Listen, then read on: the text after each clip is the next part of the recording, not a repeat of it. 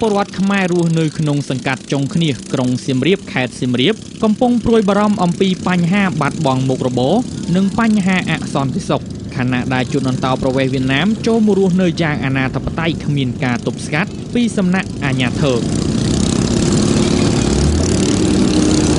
សង្កាត់ចុងគ្នាមាន7ភូមិ1រហូតដល់ភូមិ5ភាគច្រើនមានប្រជាពលរដ្ឋខ្មែររស់នៅរីឯភូមិចំនួន2ផ្សេងទៀតគឺភូមិ6និងភូមិ7ភាគច្រើនមានជនអន្តោប្រវេសន៍វៀតណាមកំពុងរស់នៅនិងប្រកបមុខរបររកស៊ីដោយសេរីបើយើងធ្វើដំណើរតាមដៃទន្លេសាបកាត់ភូមិនានានៃសង្កាត់ចុងគ្នាយើងសង្កេតឃើញមានជនជាតិវៀតណាមប្រកបមុខរបរផ្សេងដូចជានេសាទលក់កាហ្វេនិងគ្រឿងទេសមួយចំនួនលក់អីគេ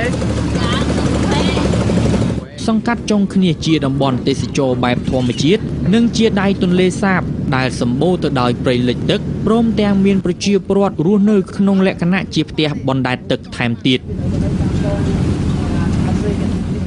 បច្ចុប្បន្ននេះប្រជាពលរដ្ឋខ្មែរនិងមន្ត្រីមូលដ្ឋានបានសម្ដែងការព្រួយបារម្ភអំពីជនអន្តោប្រវេសន៍វៀតណាមខុសច្បាប់ដែលកំពុងមកដណ្ដើមមុខរបរពីប្រជាពលរដ្ឋខ្មែរជាម្ចាស់ស្រុកបើតាមការអះអាងរបស់ប្រជាពលរដ្ឋតំបន់ចុងគ្នាពិសេសភូមិ6និងភូមិ7កាលពីដើមឡើយមានសុទ្ធតែជនជាតិខ្មែររស់នៅ